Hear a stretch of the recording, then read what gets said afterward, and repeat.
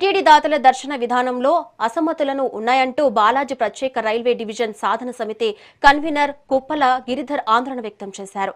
10,500 రూపాయలు ఇచ్చే శ్రీవాణి ట్రస్ట్ భక్తులకు కులశేఖర పడి వరకు దర్శనం కల్పిస్తూ 10 లక్షల రూపాయలకు పైగా భారీ విరాళాలు ఇచ్చే దాతలకు కేవలం లఘు దర్శనమే ఇవ్వడం సమంజసం కాదన్నారు.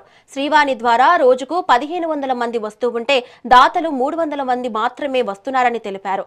తాను కూడా 50 లక్షల రూపాయలు విరాళం ఇచ్చానని పేర్కొన్న ఆయన దాతలందరికీ సమాన ప్రాధాన్యత ఇవ్వాలని, లేదంటే భవిష్యత్తులో విరాళాలు తగ్గే ప్రమాదం ఉంటుందని టీటీడీని హెచ్చరించారు.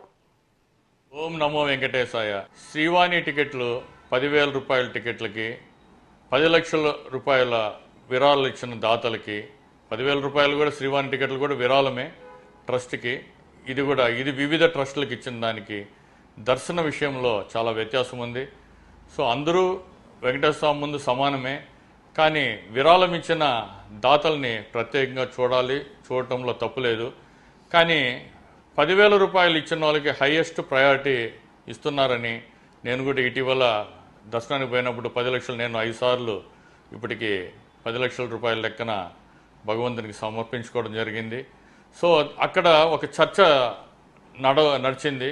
ఏంటంటే 10,000 రూపాయలు ఇచ్చిన వాళ్ళకి మాత్రం ఇన్సైడ్ కులశేఖర పడి వరకు దర్శనాన్ని అలౌ చేస్తున్నారు. 10 లక్షల రూపాయలు ఇచ్చిన వాళ్ళని లఘు దర్శనం అరేంజ్ చేసి అక్కడే తిప్పేస్తున్నారు. ఈ 10 లక్షల రూపాయలు ఇచ్చిన వాళ్ళు డైలీ 250 నుంచి 300 మధ్యలోనే ఉంటారు. బట్ ఈ శ్రీవాణి టికెట్లు ఇచ్చిన వాళ్ళు మాత్రం 1,500 మందికి ఇస్తున్నారు. సో ఇప్పుడు కొద్దిగా రష్ ఎక్కువైందని చెప్పి ఈ క్రౌడ్ మేనేజ్మెంట్లో ఇక్కడ 10 లక్షల రూపాయల వాళ్ళని లఘు ఇస్తున్నామని ఎవరో చెప్పడం జరిగింది.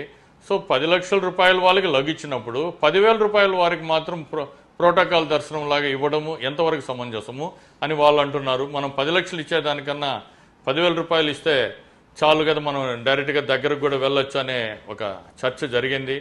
ఇది టీటీడీ వారు గమనించగలరని చెప్పి అనుకుంటున్నాను. ఓం నమో